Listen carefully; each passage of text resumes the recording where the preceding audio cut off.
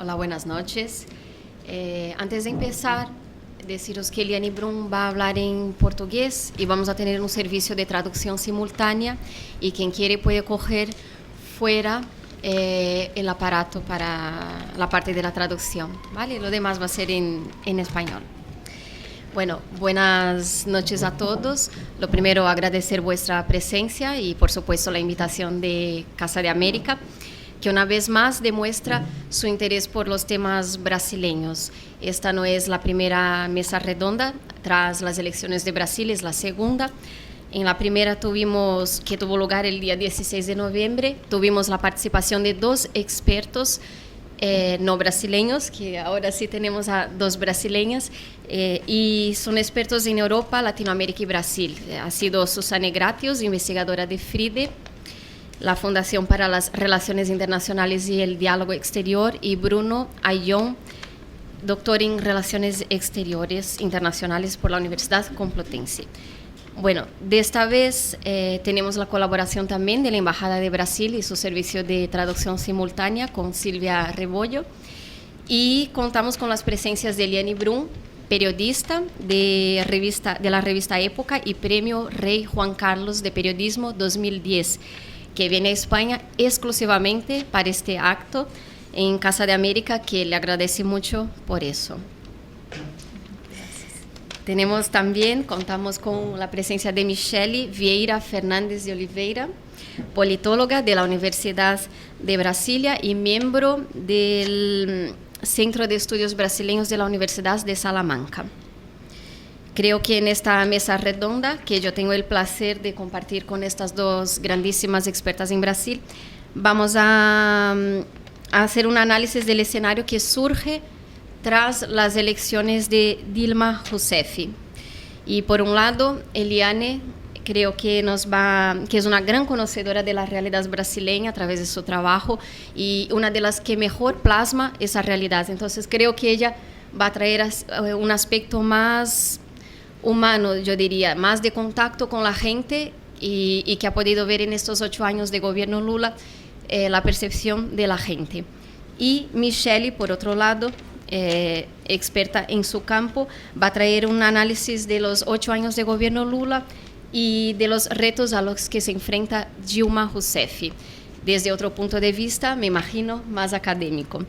Y por lo tanto, la iniciativa de Casa de América de traer y de reunir a esas dos expertas me parece muy acertada. Dicho eso, quería daros algunas claves de lo que fueron los 8 años de gobierno Lula. Fueron 2 legislaturas en las que el hambre cero fue una exitosa política social y en su lucha contra la pobreza. Está claro que no ha sido solo la transferencia de renta que ha cambiado el escenario de la pobreza en Brasil, pero sí ha sido fundamental. Pero también hay un contexto económico muy favorable, una tasa de paro que ha alcanzado un mínimo récord del 6% de la población, pero hablaremos sobre todo de los retos de Lula con su programa Hambre Cero, que en realidad se llama Bolsa Familia, que es el programa que aglutina todos los programas sociales, todas las ayudas sociales del gobierno brasileño a los más pobres. Y el programa Bolsa Familia beneficia a 12,7 millones de personas hoy día. Y son personas que tienen una renta mensual de 140 reales, que sería algo como 60 euros. Y cada una de esas personas percibe algo como 68 reales, unos 30 euros. Eso es lo mínimo, ¿no? Según el número de hijos que estén matriculados en la escuela, ese valor de 68 reales puede subir. ¿Y eso qué significó en estos años? Que entre 2001 y 2009, hablo de 2001, Lula todavía no estaba en el poder, pero los programas sociales empezaron 2 años antes de que Lula llegara al poder. Entonces, en ese periodo, entre 2001 y el 2009, la tasa de crecimiento de la renta de los 10%, del 10% más pobre subió del 7,5% al 8%. Es decir, el impacto de los programas sociales es contundente en Brasil. En ese periodo, cerca de 28 millones de brasileños salieron de la miseria, mientras que otros 30 millones escalaron la pirámide social y pasaron de la clase pobre, la clase baja, a la media baja. Todo eso según datos oficiales. Entonces, como acabo de decir, la transferencia de las rentas no ha empezado con el gobierno Lula, empezó 2 años antes con Fernando Henrique Cardoso en su penúltimo año de gobierno. Y solo que el programa no se llamaba Bolsa Familia, tenía varios nombres: Bolsa Escola, Bolsa Alimentación, Auxilio Gas. Y lo que hizo Lula fue unificar todas esas transferencias en el Bolsa Familia y juntarlos también en un único ministerio, solo un ministerio que gestiona el programa social, que es el Ministerio de Desarrollo Social.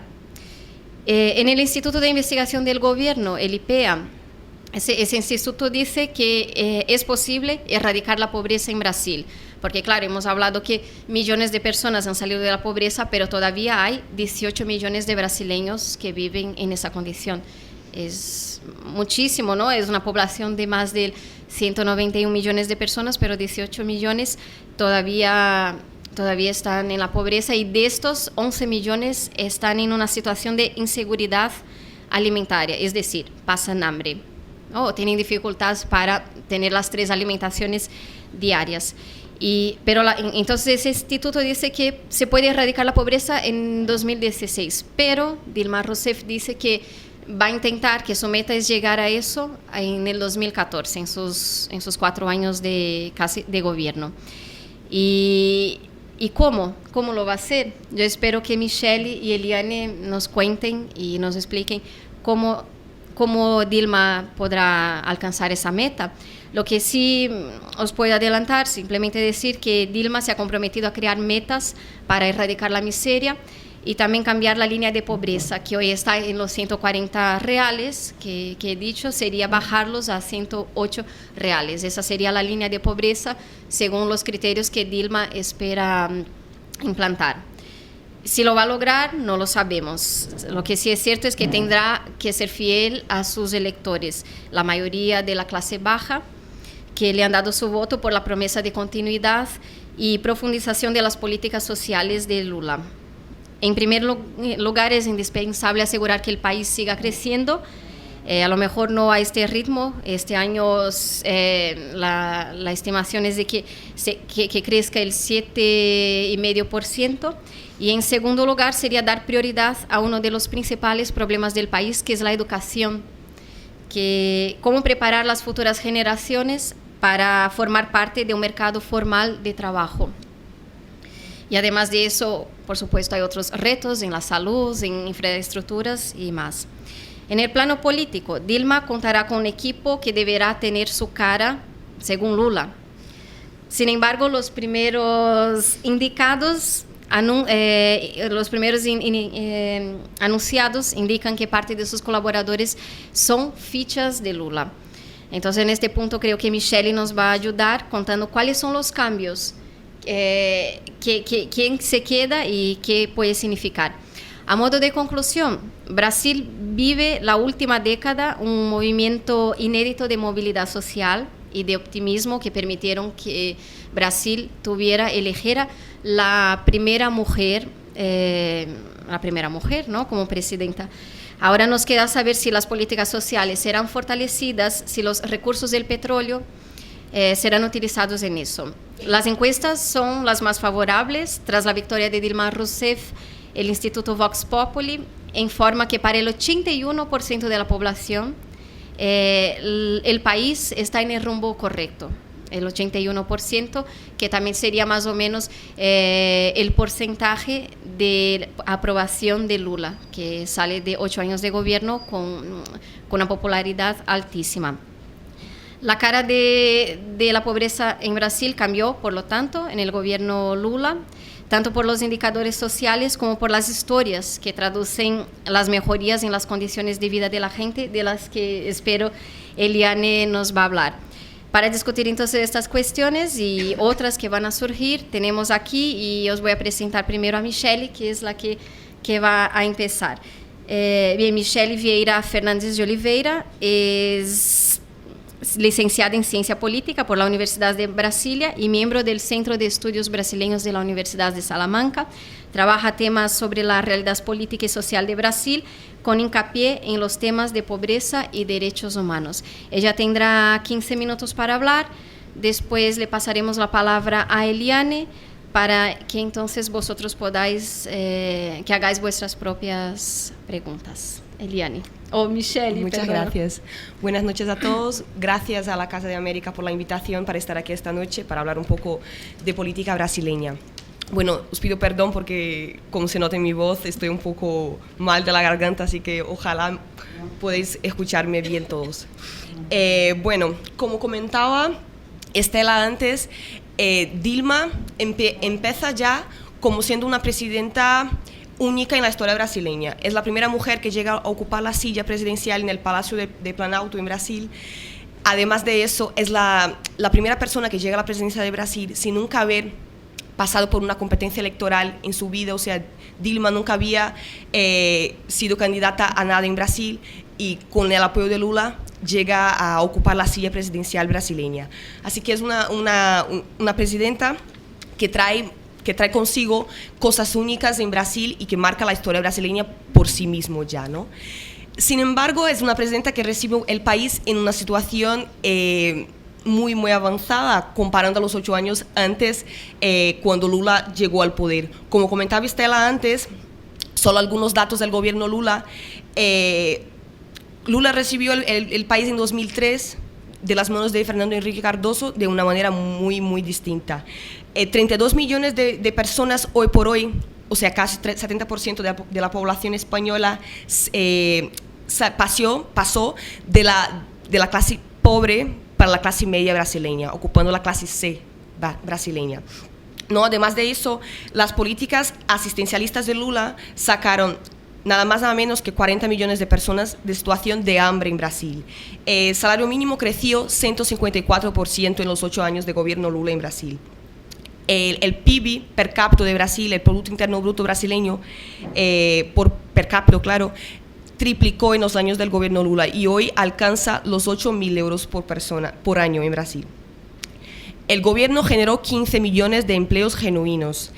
La inflación está súper controlada en Brasil y en los 8 años llega a un promedio de 5,7%.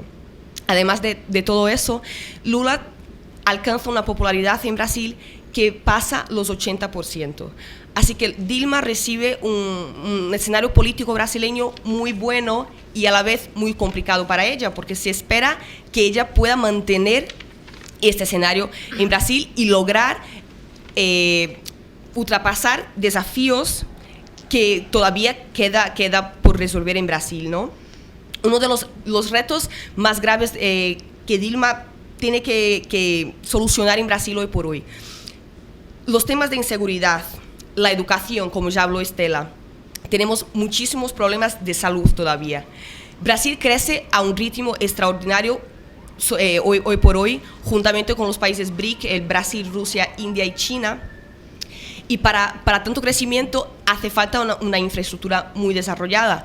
Y tenemos muchos problemas de infraestructura hoy por hoy. Infraestructura en la industria, infraestructura para organizar las Olimpiadas de 2016 y el Mundial de 2014. Tenemos problemas en los aeropuertos y eso es un gran desafío de infraestructura que Dilma también tiene que resolver. La lucha contra la corrupción.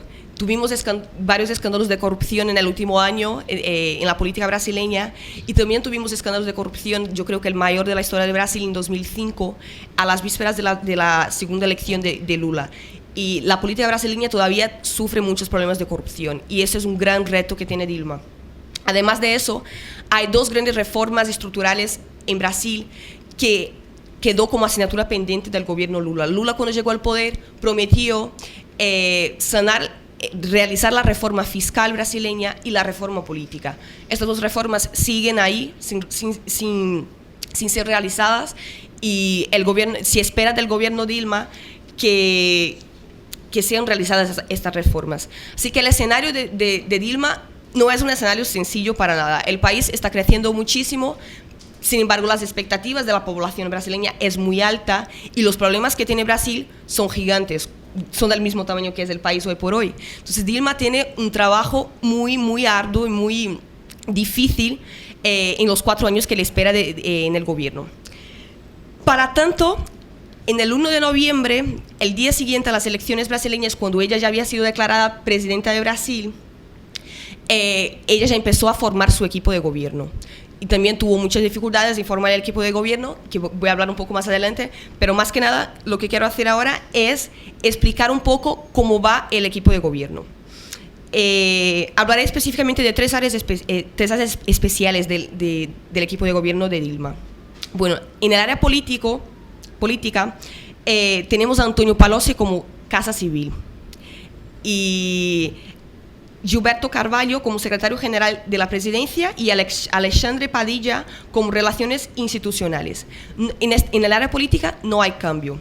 Palocci va a ocupar la silla que ocupó Dilma durante los años de gobierno Lula. Es una persona muy cercana a ella, fue su jefe de campaña, es el jefe de la transición política y va a ser su brazo derecho como fue ella en los años de Lula.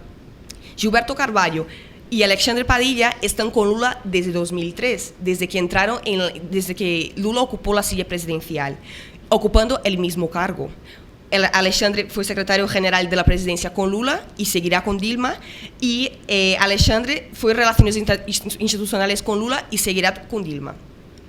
En relaciones exteriores todavía esta carpeta no está definida, pero se cree que seguirá funcionando el binomio Itamaraty-Marco Aurelio García. Es decir, que la política exterior de Brasil será llevada por el Itamaraty, que es el Ministerio de Relaciones Exteriores brasileños, y por el asesor para asuntos internacionales de la presidencia, que es Marco Aurelio García, que se mantiene en su cargo como estuvo en el gobierno Lula. Para el ministro del Itamaraty, no se sabe todavía quién va a ocupar esta silla. Lo que sí está seguro es que Celso Amorim en ella no se queda. Él ya dio declaraciones a la prensa brasileña y afirmó que no seguirá como ministro de Relaciones Exteriores de Brasil en el gobierno de Dilma. El nombre que más se habla para ocupar esta silla es un nombre que ya está dentro del Itamaraty, Antonio Patriota. A lo mejor es el nombre que seguirá en la silla del ministro de Relaciones Exteriores brasileños. En el área económico, que es un área muy, muy importante. De hecho, al principio, cuando se habló de cambios, se alteró un poco el mercado internacional, pensando que a lo mejor pudiera influir mucho los cambios de los ministros, y al final sí, siguió la continuidad. Guido Mantega, el ministro de Hacienda del gobierno Lula, también sigue en la misma silla en el gobierno de Dilma. Y en el Banco Central, en la presidencia del Banco Central, sí vamos a tener un cambio de nombre. Pero otra vez pasa lo que a lo mejor va a pasar en Itamaraty. Es una persona que ya está dentro del Banco Central. Alexandre Tombini es director de área dentro del Banco Central y es la persona que va a ocupar el cargo de presidente de este banco. Así que, más una vez, en el área económico no va a haber un cambio dentro del gobierno Dilma comparando al gobierno Lula. Sí, algo sí que cambiará, porque ya ha declarado el ministro de Hacienda, es que van a haber cortes de gastos públicos, sobre todo en el primer año del gobierno Dilma. Incluso el programa PAC va a ser afectado por estos cortes de gastos públicos. Sin embargo, ha garantizado él que los programas de seguridad social, o sea, los programas de alimentación, sobre todo el Bolsa Familia y todos los programas asistencialistas, esos programas sí no van a ser afectados por los cortes del gasto público. Pero sí vamos a tener un gobierno más económico, sobre todo al principio del gobierno de Dilma, ¿no? Otros ministros que ya tenemos definidos, importantes, es el de Justicia, que va a ser, la silla esa va a ser ocupada por José Eduardo Cardoso, que es un hombre muy joven del cuadro del PT de São Paulo, y que va a estar ocupando el cargo de ministro de Justicia del gobierno Dilma. Y para la carpeta de planificación va a estar Miriam Belchior, que es una persona que conoce muy de cerca el PAC, el plan de aceleración de crecimiento que ya está en vigor en el gobierno Lula y que en el gobierno de Dilma va a ser llamado PAC 2. Entonces, esta persona que va a estar a frente del PAC 2 es una persona que de hecho estuvo sustituyendo a Dilma en los meses de campaña con este programa, o sea, en la delantera de este programa, y ella va a estar ocupando la carpeta de planificación. Lo que podemos sacar de conclusiones de toda estos nombres de ministros que ya tenemos para el gobierno Dilma, que hasta ahora todos los nombres que fueron indicados nos indican una continuidad que ya era esperada, ¿no? Dilma es una persona que fue puesta en el poder por Lula. También tiene Lula un padrino político y ya se esperaría una continuidad en su plan de gobierno, vamos. Pero, de hecho, la continuidad es mayor de lo que se esperaba. O sea, hay cambios de nombres en los ministerios. Sin embargo, son personas que siguen la misma línea del gobierno Lula o que ya estuvieron ahí en los ministerios en el gobierno Lula, aunque no estuvieron ocupando los cargos que van a pasar a ocupar. Entonces, lo que se ve más claramente es una tendencia a continuidad con relación al gobierno Lula. Para formar su gobierno, Dilma tuvo y va a tener dos grandes desafíos. El primero es desvincularse de las amarras de su padrino político. Para ella es muy difícil ponerse en una posición contraria a Lula, ya que fue Lula la persona que le hizo políticamente. Entonces, se tiene muy claro que, sobre todo en los primeros meses de gobierno, a lo mejor en los 18 primeros meses de gobierno, Dilma intentará mantener una política muy consonante a la política que llevó Lula durante su gobierno. Y el segundo gran problema para montar su gobierno son las coaliciones políticas brasileñas. Y aquí quiero hacer un paréntesis para explicar un poco cómo va eso de las coaliciones políticas en Brasil. En Brasil tenemos dos tipos de coaliciones, las coaliciones electorales y las coaliciones de gobierno. O sea, distintamente de lo que pasa en otros países de América Latina, por ejemplo en Argentina, que las coaliciones electorales de gobierno son las mismas. O sea, los partidos que se apoyan durante las elecciones necesariamente van a ser los partidos que van a estar juntos a la hora de gobernar. En Brasil eso puede ser que pase, pero puede ser que también no pase de esta manera, ¿no? Hay que construir estas coaliciones de gobierno, o sea, hay que hacer con que las coaliciones electorales sean mantenidas durante las coaliciones de gobierno. ¿Y cómo se hace eso en Brasil? Pues hay que, entre comillas, fletear con los partidos para que ellos estén a gusto con el gobierno y apoyen el gobierno y de esa manera sujete una gobernabilidad a la hora de llevar a la aprobación los proyectos de ley y las políticas del gobierno en el Parlamento. Este es un gran problema para Lula. ¿Por qué? Porque las carpetas para Dilma, perdona, ¿por qué? Porque las carpetas ministeriales son moneda de cambio a la hora de formar las coaliciones de gobierno en Brasil. Entonces, ella no puede repartir las carpetas ministeriales como a ella le parece que debería ser, porque tiene que respetar el porcentaje de los partidos que estarán en las coaliciones de gobierno. Y el gran problema que tuvo las últimas semanas fue llegar a un acuerdo con el PMDB. El PMDB es el partido que más tiene diputados elegidos en la Cámara de Diputados de Brasil. Además, es el partido del vicepresidente de la República, de Michel Temer. Es un partido que hoy por hoy tiene mucha importancia política en Brasil y que es muy importante para cualquier presidente que llegue al poder. O sea, tener el PMDB a su lado es garantizar, entre comillas, una gobernabilidad para este presidente, ¿no? Entonces, el PMDB reclamaba una importancia en el partido y estuvieron negociando ahí, una importancia en el gobierno, y estuvieron negociando ahí durante las últimas semanas porque el PMDB quería X números de carpetas ministeriales y no llegaban al acuerdo con la presidenta. Al final, el 8 de diciembre, se ha logrado 5 ministros del primer escalón llamados, ¿no? El PMDB sacó el Ministerio de Minas y Energías, de Seguridad Social, de Turismo, Agriculturas y Asuntos Estratégicos. Entonces, estos dos puntos son los puntos más difíciles para Dilma a la hora de formar su gobierno. O sea, desatarse de las amarras de su padrino político y, por otro lado, garantizar sus coaliciones de gobierno a la hora de repartir sus carpetas, ¿no? Todavía el gobierno no está formado. Solamente 16 de las 38 carpetas ministeriales están repartidas. Así que hasta el 1 de enero tenemos mucho que ver todavía de la formación del próximo gobierno brasileño. Y para finalizar, lo que quería volver a decir es que el escenario en Brasil es muy, muy prometedor. O sea, tenemos un país que tiene un crecimiento económico muy grande. Este año la estimativa es que lleguemos a 7,5% de crecimiento. Es un país que tiene una capacidad de generación de empleos hoy por hoy muy alta. Tenemos el Mundial y las Olimpiadas por delante que van a traer muchas inversiones al país. O sea, somos un país que tenemos una gran reserva de petróleo y eso es significativamente importante para Brasil. O sea, el escenario económico es estupendo. Sin embargo, Dilma tiene muchos retos por delante, tiene mucho que hacer y lo que nos queda es esperar a ver qué pasa a partir de 1 de enero de 2011 y a ver si podrá ella lograr todo lo que cree la población brasileña que lo hará y lo que cree el escenario internacional que lo hará, ¿no?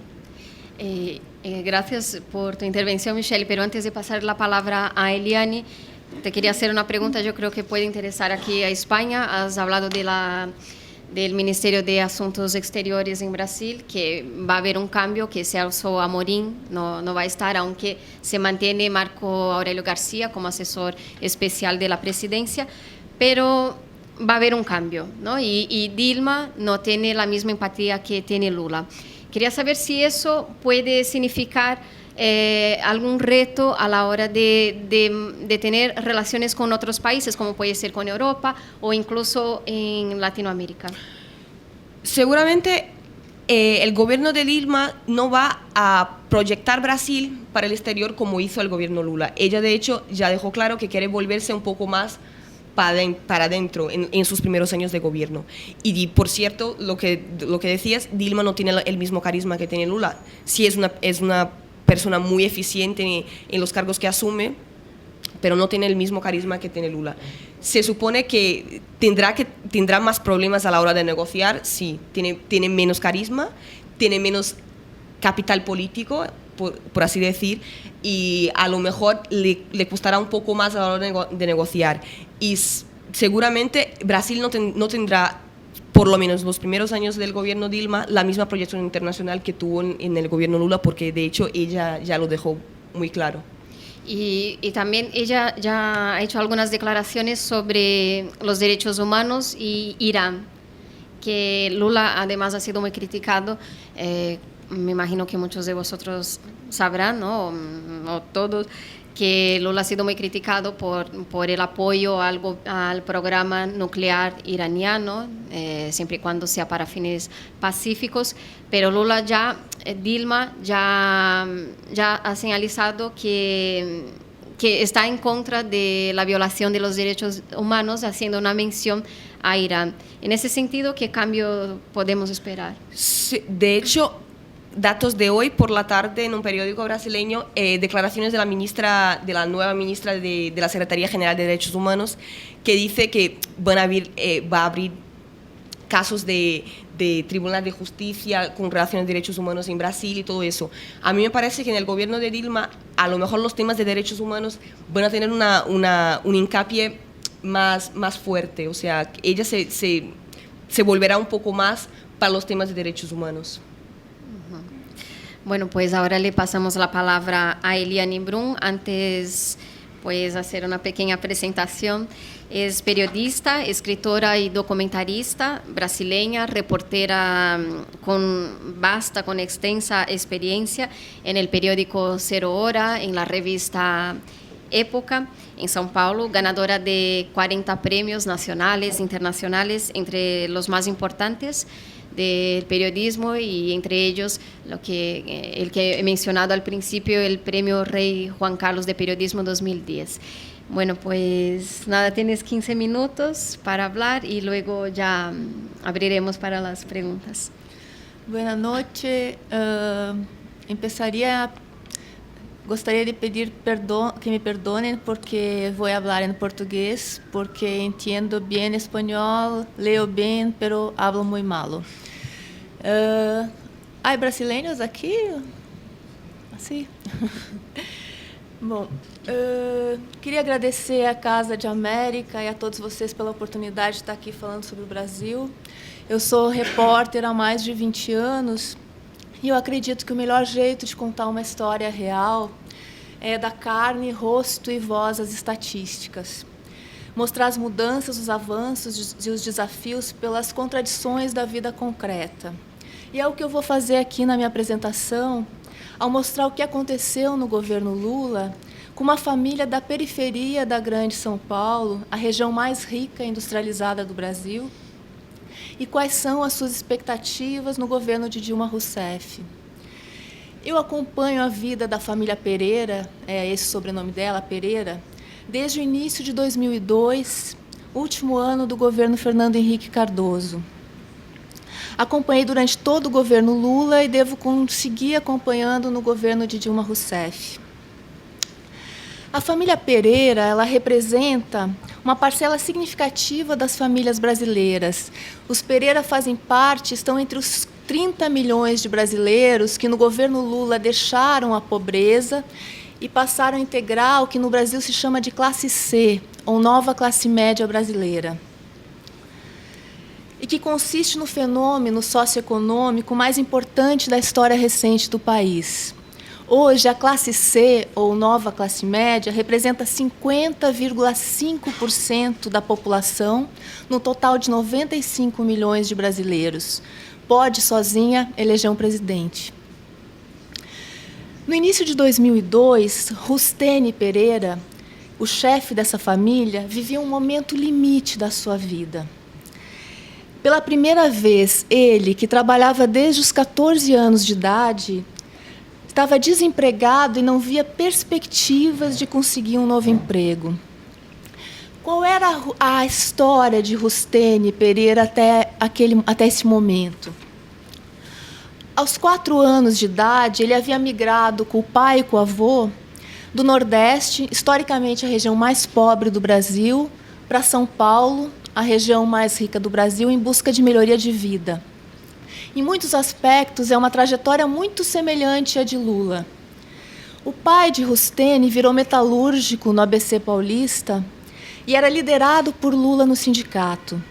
Rustênio estudou mais que o pai e passou para o chão de fábrica, do chão de fábrica para os escritórios das indústrias. Até perder o emprego, Rustênio era um Pereira com menos calos nas mãos. Quando eu conheci Rustênio em 2002, ele estava desempregado havia 4 meses. Ele sentia-se excluído do projeto do país. Sentia-se, nas palavras dele, traído. Porque ele acreditara que os seus filhos, por terem estudado mais do que ele, teriam mais chances. E os seus filhos procuravam emprego e só encontravam serviços braçais, mal remunerados, no mercado informal. Como filho caçula, que aos 14 anos trocou a escola diurna pela escola noturna para descarregar galões de água de caminhões por R$15 por semana. Muitas vezes eles tiveram a luz e a água cortadas por falta de pagamento e não tinham crédito porque estavam numa lista negra de devedores. Todo o esforço da família nesse momento era para comer. Eles conseguiam manter uma dieta de arroz, feijão e ovo, uma vez por dia. Eles não tinham dinheiro nem para a carne, nem para o leite. Rustênio até hoje não esquece que ele passou um Natal comendo farinha com cebola. Nessa época, Rustênio Pereira perdeu 30 dos 32 dentes da boca numa doença causada por estresse. O que mantinha Rustênio em pé era uma trindade bem brasileira. Sua paixão por Che Guevara e pelo socialismo, sua fé em Nossa Senhora de Fátima e seu amor incondicional pelo Corinthians, o time de futebol do seu coração. Os 3 estavam expostos em quadros na parede da sala: ideologia, religião e futebol. E como a gente vai ver mais adiante, os símbolos vão revelar uma mudança importante na vida de Rusteni e de sua família. Rusteni votou em Lula em 2002 e gravou todas as promessas de campanha em velhas fitas VHS. Mas só voltou a conseguir emprego no 3º ano do primeiro mandato de Lula, em maio de 2005. Ele conseguiu um emprego de porteiro de uma indústria farmacêutica, Porteiro Pereira. No total, ele passou 3 anos e 7 meses desempregado. Ele estava tão feliz de voltar a trabalhar que ele aceitaria qualquer coisa. Ganhava um salário mínimo e não tinha nenhum benefício. Saía de casa às 4 horas da madrugada e voltava à noite só para dormir. Mas tinha algo que para ele, e para todos os brasileiros pobres, é muito importante. Ele tinha registro na carteira de trabalho. Existia no país oficial e tinha direitos.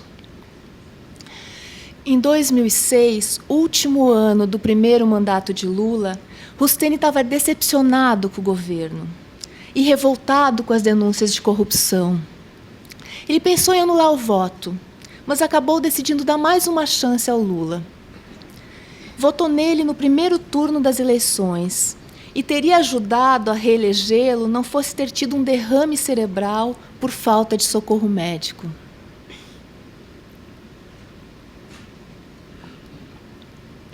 Entre o primeiro e o segundo turno das eleições de 2006, Rusteni sentiu-se mal, a pressão arterial subiu.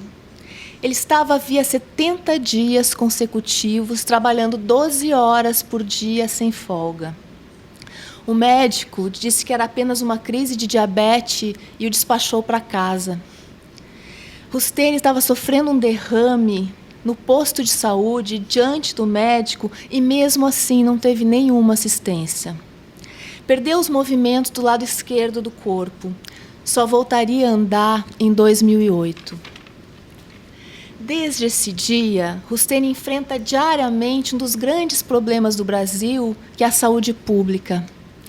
Os 8 anos de governo Lula não trouxeram uma mudança significativa nessa área. E esse é um dos desafios para Dilma Rousseff. Rusteni nunca mais pôde trabalhar. O Brasil, ele oferece saúde pública universal para todo mundo há mais de 20 anos. Mas ainda falta maior investimento para que o sistema funcione melhor. Em 2007, o investimento em saúde era de $252 per capita, abaixo de países como Uruguai e Argentina. Segundo a Organização Mundial de Saúde, o governo federal precisaria gastar pelo menos mais $100 per capita para o atendimento ter uma melhora significativa. Rusteni costuma levar 6 meses para conseguir uma consulta médica. Depois, ele leva outros 6 meses para conseguir fazer os exames, totalizando 1 ano inteiro nesse processo. Quando ele consegue nova consulta, os exames já perderam a validade e ele precisa fazer tudo de novo. Ele nunca consegue todos os remédios na rede pública. E nesse ano eleitoral, sua mulher conseguiu parte dos medicamentos com candidatos a deputados que pediam votos em troca do acesso a remédios essenciais. Agora, Rusteni está ficando cego por uma doença causada pela diabetes, porque não consegue assistência médica nem tratamento. Rusteni está pagando a deficiência da rede pública de saúde com a vida. Tem hoje 51 anos. Mesmo assim, Rusteni, sua mulher, seus 4 filhos, noras e genros votaram na candidata de Lula nessa eleição. Eles não sabiam quem era Dilma Rousseff e não gostavam do que viam dela nos debates e na propaganda eleitoral. Achavam Dilma truculenta e desaprovavam o seu passado de guerrilheira no período da ditadura militar. Eu perguntei, por que então vão votar na Dilma? E o Rusteni me respondeu, porque o Lula indicou. Não foi um voto de desconhecimento ou de ignorância, um voto despolitizado, como alguns setores da sociedade brasileira disseram ao desqualificar o voto dos mais pobres. Foi um voto pragmático, amparado pela realidade concreta da vida cotidiana dessa família. E aí, precisamos entender o que o governo Lula mudou na vida da família Pereira. O que explica a família inteira votar na candidata que Lula indicou, mesmo sem gostar dela ou achando que não a conhecia. Em 2002, a renda mensal da família era de R$ 700, em torno de 307 euros. Hoje é de R$ 3.200, em torno de 1.400 euros. Um aumento real de cerca de 280%. Esse aumento significativo de renda se deve à mudança da qualidade do trabalho dos filhos, que antes viviam de bicos no mercado informal e hoje têm emprego e registro na carteira de trabalho. E ao crescimento do salário mínimo no Brasil, que nos últimos 8 anos teve um aumento real de 54%. Hoje, o salário mínimo no Brasil está em R$ 511, em torno de 224 euros. Rusteni sempre diz, todo orgulhoso, agora nós somos da nova classe média. É Estela, a mulher de Rusteni, quem nos esclarece melhor. Ela diz, para nós que somos pobres, o mais importante na vida é comer bem. E agora, pela primeira vez, a gente come bem. Para muitos aqui, e talvez para boa parte da tradicional classe média brasileira, que nunca passou fome, é pouco. Mas não é pouco. É uma enorme mudança. A família Pereira hoje come carne e toma leite todos os dias. Não as carnes mais nobres, mas carne. Os armários da cozinha estão cheios de produtos industrializados. Para eles é um símbolo de status. Enquanto os mais ricos buscam produtos naturais e orgânicos e defendem o consumo consciente, preocupados com as taxas de colesterol e com o meio ambiente, famílias como a de Rusteni, pela primeira vez, têm acesso às prateleiras do supermercado. E o que querem é consumir o máximo possível. Não porque não se preocupem com o meio ambiente, mas porque pela primeira vez têm acesso ao consumo.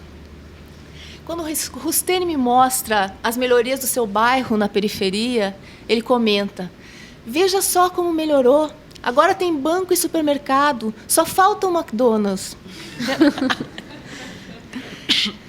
Na sala, a família Pereira exibe o maior orgulho e símbolo de sua ascensão social, que é uma TV de tela plana de 42 polegadas. A TV se tornou o centro da casa. Desde sempre a TV foi praticamente a única opção de lazer da família. Mas agora o aparelho é novo, é grande, é moderno e, além da programação da TV aberta, eles têm DVD e TV por assinatura. Nos finais de semana, os parentes se reúnem para jogar videogame e assistir a filmes, documentários e jogos de futebol. Na cozinha, há uma geladeira nova e Estela, pela primeira vez, tem uma máquina de lavar roupa. No lugar onde antes ela lavava roupa à mão, a família construiu um pequeno escritório com livros e um computador conectado à internet e usado até pelas netas pequenas. A família Pereira nunca pôde viajar, não tem acesso à biblioteca, nem condições de ir ao teatro e ao cinema.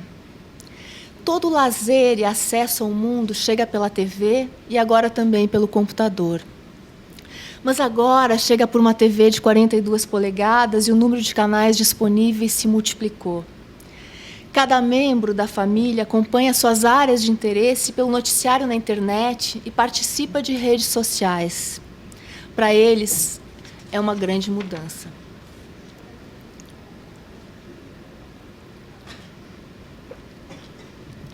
E talvez o que mais revela essa mudança seja a troca dos símbolos. Lembrem-se que, em 2002, a família tinha na parede principal da sala 3 quadros. Che Guevara, Nossa Senhora de Fátima e Coríntios. Ideologia, religião e futebol. Hoje só resta na parede principal o time de futebol. Nossa Senhora de Fátima migrou para a parede lateral. Foi trocada por um enfeite trazido na primeira viagem do filho caçula. Che Guevara foi banido da sala, porque era muito feio e foi trocado por uma paisagem. O Che passou no exílio da casa, passou vários anos no exílio da casa, e há uma semana, contra a vontade da família, Hussein achou um espaço para ele no escritório, perto dos livros. Nas palavras de Hussein, sua ideologia hoje é a família, não mais o socialismo. Che permanece apenas como história, passado e não mais presente. Hussein descobriu no governo do primeiro operário presidente que o capitalismo pode ser bom. Em 2011, Amanda, a filha mais velha de Hussein, será a primeira da família em toda a história a se formar na universidade. Amanda será enfermeira diplomada. Ela estuda numa universidade privada de segunda linha. Das 2.000 instituições de ensino superior brasileiras, apenas 21 tiveram nota máxima na avaliação do Ministério da Educação em 2009. O Brasil só tem 6 universidades entre as 500 melhores do mundo, todas elas públicas, mas frequentadas pelos filhos dos mais ricos.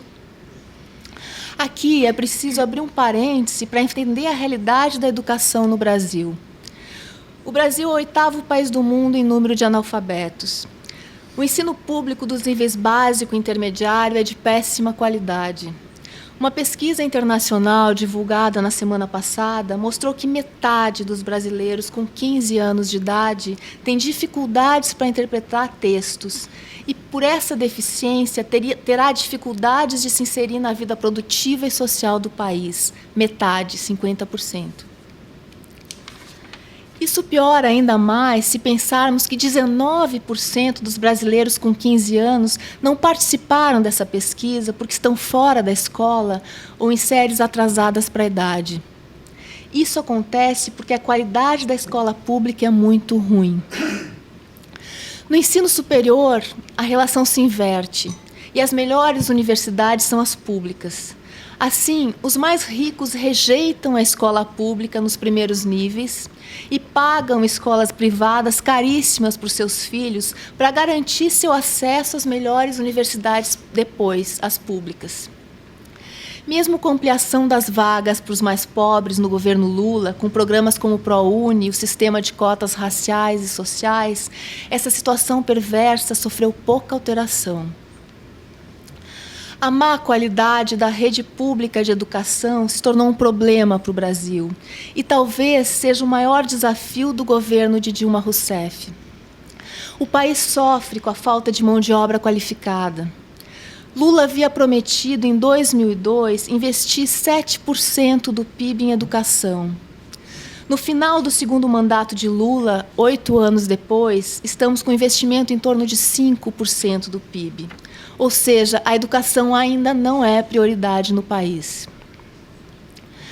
Embora a desigualdade esteja caindo, o Brasil continua entre as 10 nações mais desiguais do mundo. E uma das principais causas dessa desigualdade é justamente a baixa escolaridade da população. Hussein estudou menos que todos os filhos, mas é o que escreve melhor e mais corretamente na família. É também aquele que ajuda as netas nos trabalhos escolares, porque o pouco que Hussein estudou foi de melhor qualidade. Mesmo assim, ter uma filha se formando, mesmo que seja numa universidade de segunda linha, e outros 2 filhos prestes a ingressar no ensino superior, é para ele uma enorme transformação. E a palavra que ele usa para descrever essa transformação é utopia. Hussein não perde nenhuma chance de comentar pela vizinhança com o peito todo estufado. Minha filha está na universidade, vai se formar enfermeira. Parte da imprensa, dos intelectuais e da classe média brasileira ironiza a marca registrada de Lula, que, para falar com o povo, usa metáforas de futebol. Hussein, corintiano como presidente, acha maravilhoso. Quando ele assiste ao noticiário em que Lula aparece no exterior, com outros chefes de Estado, com reis e rainhas, ele chora diante da TV. Eu pergunto por quê, se todos os presidentes anteriores também foram recebidos nas cortes. Com os olhos úmidos, Hussein Pereira diz: "Mas não era eu, agora sou eu que estou lá." Na campanha, Lula e os marqueteiros tentaram vender Dilma Rousseff como mãe do povo, assim como Lula se apresenta como pai. Várias vezes durante a campanha eleitoral, Lula e Dilma colocaram governar como sinônimo de cuidar, colocando o povo no lugar de filhos, de crianças e não de cidadãos. A população deveria votar em Dilma, segundo esse discurso, para continuar a ser cuidada. Não mais por um pai, mas agora por uma mãe. Não me parece que isso tenha funcionado. O voto dos mais pobres em Dilma foi um voto pragmático. Votaram em Dilma porque sua vida melhorou concretamente no governo Lula, como as estatísticas provam, e querem que continue melhorando. Dilma Rousseff é uma desconhecida para a maior parte da população brasileira. Ela não poderá contar em seu governo com o carisma e o capital simbólico de Lula, que sabia como nenhum outro conversar com o povo e tinha a capacidade de que nenhuma denúncia ou falha do seu governo colava nele. Toda vez que eu perguntei a Rusteni sobre falhas no governo ou denúncias de corrupção, suas respostas, invariavelmente, era de que Lula queria fazer o certo, mas havia gente no seu governo que não colaborava. Rusteni só se constrangia e ficava sem justificativa quando via imagens de Lula abraçando políticos como os ex-presidentes José Sarney e Fernando Collor. Eu acredito que jornalistas devem fugir de exercícios de futurologia, mas eu me arriscaria a dizer apenas que, por não ter o carisma e o capital simbólico de Lula, Dilma Rousseff terá de mostrar resultados mais rapidamente. Educação, saúde e segurança são pontos estratégicos e sensíveis. Os quase 30 milhões de brasileiros que deixaram a pobreza e hoje pertencem à classe C se tornaram mais exigentes e querem seguir melhorando. Há outros quase 30 milhões de brasileiros que precisam ser retirados da miséria. Para entender melhor, é preciso dizer que são considerados pobres no Brasil aqueles que têm renda per capita mensal abaixo de R$ 140 ou 62 euros por mês. E indigentes, aqueles que têm a metade disso, abaixo de R$ 70 ou 31 euros por mês, 1 euro por dia. Para erradicar a miséria no Brasil, será preciso ampliar os gastos com o Bolsa Família, o grande programa social de Lula, e manter o crescimento econômico com expansão do emprego. Hoje, o governo investe 13,4 bilhões ao ano para atender 12 milhões e 700 mil famílias. Segundo cálculos da Fundação Getúlio Vargas, o país precisaria de mais 21,3 bilhões anuais para atingir a meta de retirar da miséria e da indigência todos os brasileiros. O gasto, nesse caso, iria a 1% do PIB por ano. Acabar com a miséria é um desafio que precisa caminhar junto com outro desafio, já citado aqui várias vezes, que é melhorar a qualidade da educação pública. Já. Os brasileiros passam hoje, no final do governo Lula, o mesmo número de anos na escola que os habitantes do Zimbábue, um dos países mais pobres do mundo. Hoje, o Brasil está entre as 10 maiores economias do mundo e no 73º, 73, pelo Índice de Desenvolvimento Humano, que mede a qualidade de vida da população por critérios como renda, educação e saúde. O desafio de Dilma Rousseff, e é um desafio enorme, é reduzir esse abismo.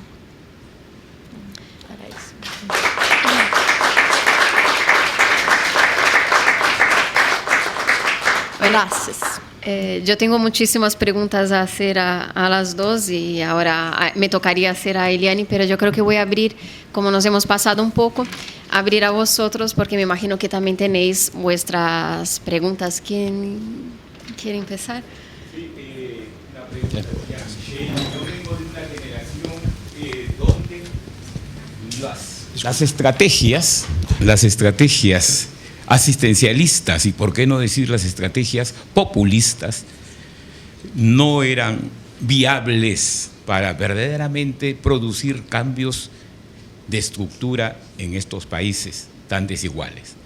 Lula nos ha demostrado que sí, es un camino el asistencialismo, y lo vemos en las estadísticas. Pero veo que en las dos exposiciones, en la historia dramática que ha contado Eliane, tampoco no se habla de la tierra, no se habla de los campos. Y le digo a Michelle, tampoco en el programa de gobierno de la nueva presidenta se habla de una reforma agraria. ¿Por qué? Nada más. Michelle. Sí. Sí, tiene toda la razón, efectivamente. Los cambios que habla Dilma en la reforma agraria de ningún modo es un cambio considerable, mejor dicho, y ella no hace hincapié en ningún momento de su campaña en la reforma agraria. Y es un déficit que deja Lula y ella como su seguidora, sobre todo con los que componen el movimiento de los Sin Tierra en Brasil. Lula, en las cuatro veces que estuvo como candidato a la presidencia, tuvo todo el apoyo de los que componían este movimiento, del movimiento de los Sin Tierra en Brasil, y a la vez que llegó al poder no logró solucionar el tema de la reforma agraria brasileña. Y Dilma tampoco lo plantea como un tema importante y prioritario en su política. Entonces, es una pregunta que a lo mejor tendríamos que hacer a la gente que va a componer su gobierno. Y los temas de reforma agraria, ¿dónde quedan? Efectivamente, lo dejan totalmente descubierto. Eu acrescentaria apenas que o MST, que sempre foi muito forte, muito atuante, ganhava muito as páginas da imprensa no Brasil durante o governo Fernando Henrique, por exemplo, no governo Lula quase não se manifestou, né? E hoje no Brasil se fala muito em agronegócio e quase nada em reforma agrária. E você poderia explicar por quê? Por que os movimentos sociais, ou em concreto o MST, por que se ha callado? Eles, de algum modo, mantiveram boas relações, o governo e o MST, durante os 8 anos. Embora as lideranças do MST dizem que pouco avançou, algumas dizem que pouco avançou no governo, mas não é algo que eu estude mais profundamente.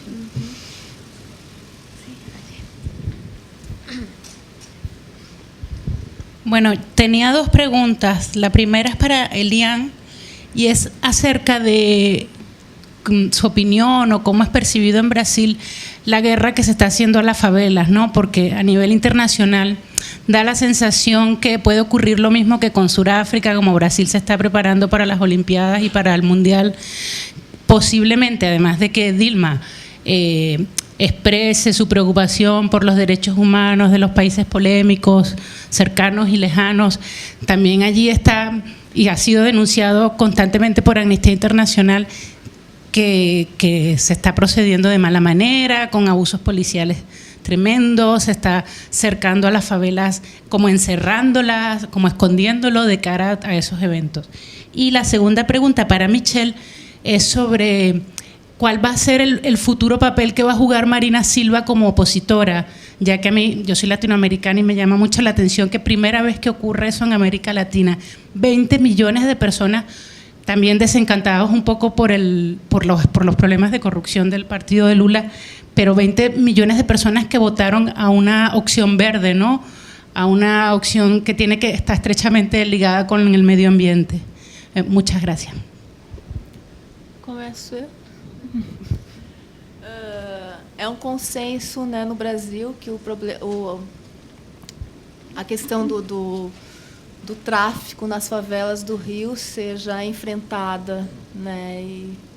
Mas as críticas que se fazem à ocupação hoje, às últimas ocupações, é que o problema maior hoje seria não das drogas, que para alguns especialistas é um negócio que está perdendo a sua força como modelo de negócio, e o problema seriam as armas. Quer dizer, o problema não é localizado na favela. Se fosse, seria mais simples. A questão são os tentáculos de como as armas passam as fronteiras do Brasil e chegam à favela. O outro problema sério que há no Rio hoje são as milícias, né, que ocupam as favelas, que são pessoas, policiais, bombeiros, que pertencem ao Estado, portanto, que ocupam as favelas e exploram os trabalhadores da mesma maneira, mas com uma variedade maior de negócios que não a droga, como os traficantes. Então, essa é uma crítica que se faz, né, a essa questão. Por outro lado, há um grande problema na Polícia do Rio, que é o problema da corrupção, né? Na maior parte, se afirma que na maior parte das ações criminosas do Rio de Janeiro hoje tem policiais envolvidos. Então, é preciso refundar a polícia do Rio de Janeiro para conseguir enfrentar essas questões de uma forma consistente, né? Y realmente transformadora. Bueno, efectivamente, Marina Silva en Brasil fue una gran sorpresa electoral. O sea, no se esperaba que ella llevara casi 20 millones de votos y hiciera una tercera vía política en Brasil, ¿no? Brasil históricamente tiene dos grandes fuerzas para las candidaturas presidenciales, que es el PT y el PSDB desde la primera elección democrática en 89, y el surgimiento de Marina Silva ahí fue, la verdad, la creación de una posible tercera vía electoral en Brasil. Sin embargo, lo que me gustaría comentarte es que el papel de defensora del medio ambiente quizás no fue el determinante para que Marina Silva ganara estos votos, ¿no? Entonces, además de eso de su papel de defensor del medio ambiente, a mí me parece que ella ganó tantos votos por ser elegida justamente una tercera vía dentro de la política brasileña. O sea, no votamos en el PT, en el candidato del gobierno, tampoco queremos seguir votando en una oposición como el PSDB. Vamos a crear una segunda oposición, y la gente esa votó en Marina Silva. Claro que ahí hay electores que votaron en ella por la causa medioambiental, pero no es la esmagadora mayoría que lo ejerció el voto ese del Partido Verde. Es mucho más un voto en Marina Silva que un voto en el Partido Verde. Yo creo que ella te ha preguntado también qué papel puede jugar Marina Silva en el gobierno de Dilma. ¿En el gobierno de Dilma o en la oposición brasileña, más que nada? Sí, en la oposición. Bueno, en la oposición brasileña eso, la creación de una tercera vía, de una posible tercera vía presidencial. En el gobierno de Dilma, hasta el momento todavía no se ha hablado de ningún papel de ella dentro del gobierno. Entonces, hasta ahora, pues todavía no se sabe nada. A lo mejor ella vuelve a su silla de senadora en Brasil, pero yo creo que el papel, más allá de su papel en el gobierno de Dilma, el papel más importante que tuvo ella en las elecciones fue la creación de esta tercera vía presidencial en Brasil, que nunca había surgido. Tenemos más preguntas aquí.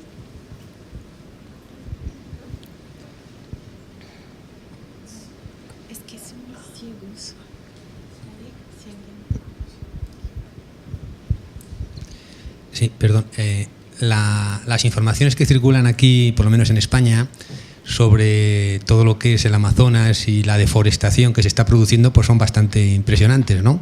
Entonces yo no sé, desconozco cuál ha sido la política del presidente Lula y cuál ha sido la que va a tener ahora la nueva presidenta, ¿no? Creo que es un tema suficientemente importante a nivel mundial para que se lo tomasen un poquito en serio, ¿no?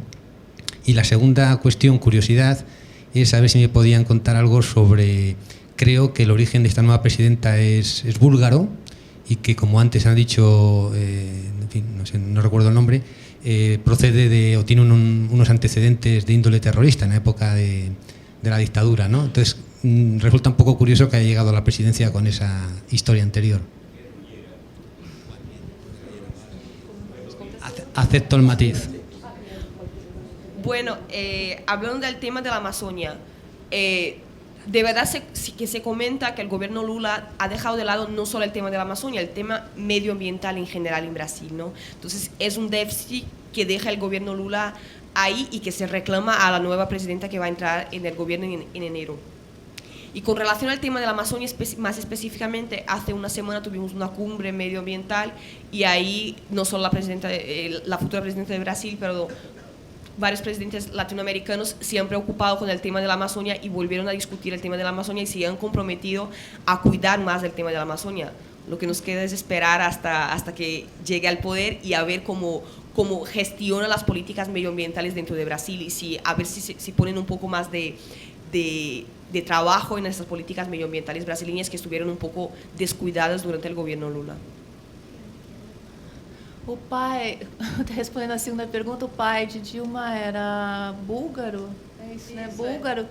E ela foi guerrilheira, né, na ditadura militar, não terrorista, guerrilheira, nos movimentos, né, de esquerda que tentavam derrubar a ditadura militar, a Dilma fazia parte.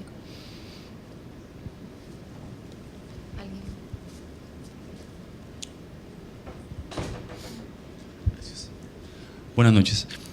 Me gustaría saber cómo un gobierno que invierte tanto en programas asistencialistas y que puede subir tan grandemente el salario mínimo, al tiempo puede generar tanto empleo. Digamos, ¿cuáles fueron los pasos que el gobierno de Lula siguió para poder generar empleo a nivel estructural?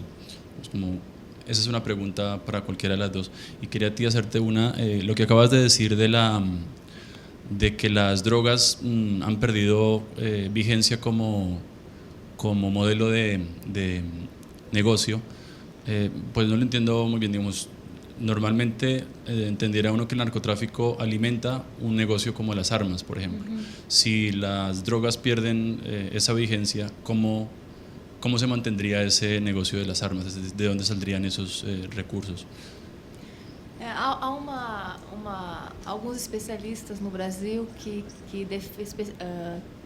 defendem que as drogas estão perdendo espaço. O Rio é ocupado, algumas favelas do Rio, pelos traficantes de drogas e outras favelas pelas milícias. Essas milícias são formadas por policiais, por bombeiros, por agentes do Estado que dominam o poder nessas favelas, e eles ampliaram esses negócios e isso se tornou mais eficiente. Eles cobram proteção, eles cobram por serviços como a própria ligações de TV a cabo, ligações elétricas.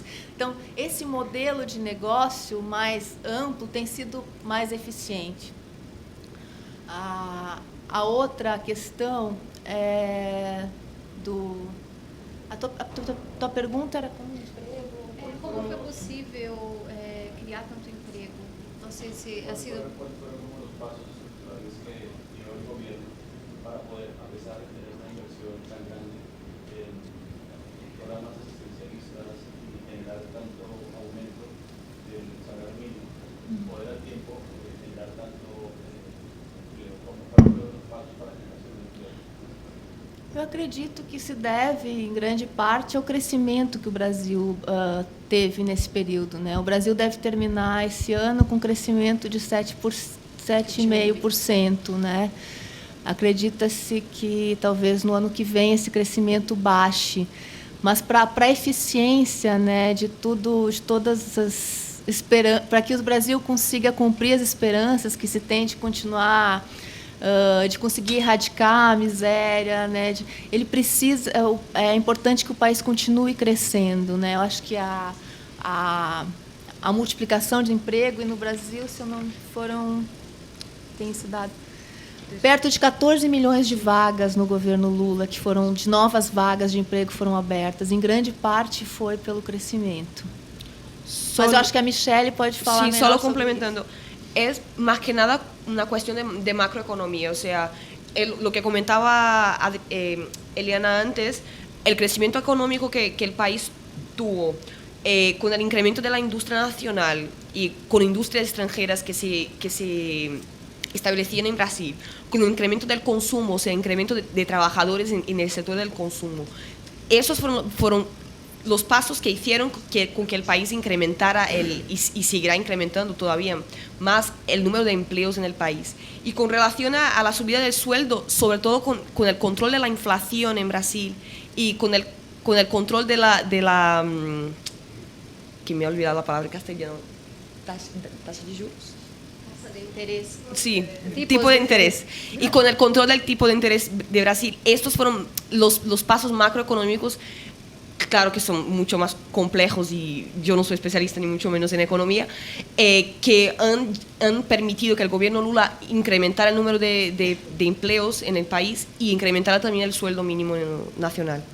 Bueno, yo quiero hacer una pregunta a Ediane, porque después de su magnífico y para mí conmovedor retrato de Brasil, me he quedado yo con la pregunta. ¿Tú compartes de la opinión de este 80% de la población que cree que Brasil camina en un rumbo correcto? ¿Qué es lo que piensas? Eu acredito que sim. Eu acho que, pessoalmente, né, como cidadã brasileira, eu acho que é indiscutível que houve uma grande mudança, né, com esses 30 milhões que saíram da pobreza e foram para a classe C. Isso significa também um pouco protagonismo, teve uma visibilidade, uma maneira de se enxergar brasileiro diferente, e isso não pode ser subestimado, isso é muito importante, né? O que eu lamento no governo Lula e o que eu espero que seja diferente de uma Rousseff, e não tenho certeza se isso vai acontecer, é a questão da educação. Eu acho que esse governo não promoveu grandes mudanças na questão da educação. Eu acho que a questão da educação é crucial para o país. É impossível, me parece, ser um grande país e que as nossas esperanças todas sejam cumpridas se a gente não tiver uma melhoria urgente na educação, porque sem mão de obra qualificada, sem pessoas que consigam se pensar bem, que consigam criar coisas, nenhum país consegue ser grande, né? Una última. Ahí te llega. Buenas tardes, quería agradecer a Casa de América por nos dar essa oportunidade, a Fundação de Brasil. Y quería hacer la pregunta a las dos. Veo las dos muy entusiasmadas con el futuro gobierno de la presidente Dilma. ¿Os ha ocurrido pensar del otro lado, por ejemplo, esos 30 millones que ya está cansando de tanto que la gente habla, y creo que ya está superado? Esos 30 millones no podrían ser esclavos de las multinacionales, porque crecieron muy bien, van a poder comprar cosas y tal, comer más o menos, pero educación, como habla Eliane, no tiene. Y eso tenía que ser con educación paralelamente. O que habla Eliane que esa familia comía harina con cebolla, isso é um cardápio muito alto, é a classe A de los pobres. Los pobres em Brasil comem ratas no nordeste de Brasil. Então, eu creio que há que analisar uma outra parte, um outro lado dessa maravilha. Eu creio que isso pode ser uma burbuja, como ha sido em Espanha. Ayer mesmo falei com um amigo em São Paulo e disse que toda a população tiene 2, 3 carros, coches, están comprando un montón de cosas y todo eso. Eso me parece un absurdo. O sea, un desenfreno capitalista. Y luego quería responder a esta pareja que preguntaron sobre la Dilma, sobre la guerrilla. En este momento era muy importante la guerrilla en Brasil, porque lutábamos contra a ditadura.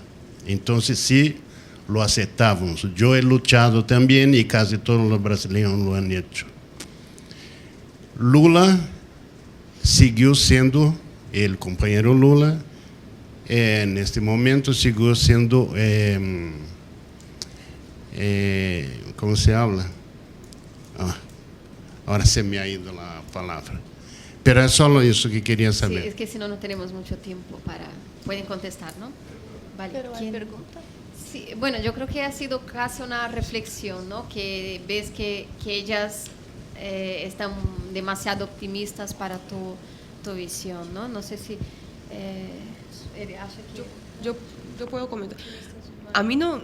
Mi visión pues no es tan optimista con relación al gobierno, o sea, ella tiene tantos retos que enfrentar, que a mí me parece que va a ser muy, muy complicado. El papel que va a asumir Dilma a partir de 1 de enero va a ser un papel muy complicado en Brasil, porque no es solo seguir con este crecimiento, es resolver los problemas que quedan allí y como hablaba usted, la educación es un gran problema, y para emplear mejor este desarrollo por el cual pasa el país hoy por hoy, pues hay que invertir en educación. Y este es uno de los grandes desafíos que tiene ella, además de la salud, de la inseguridad y de las reformas estructurales que tiene que hacer. Entonces, a mí me parece que más que optimista mi reflexión es mucho más de precaución con relación al gobierno que empezará el año de 2011. Eliane. No, está No, bien. no. Bueno, pues quería agradecer a Eliane Brum, periodista, como ya hemos hablado, a Michelle Oliveira, politóloga, que, como decía, han sido magníficas en su análisis sobre los retos de Dilma Rousseff en la presidencia de Brasil. Los agradezco en nombre de Casa de América y a vosotros también. Muchas gracias.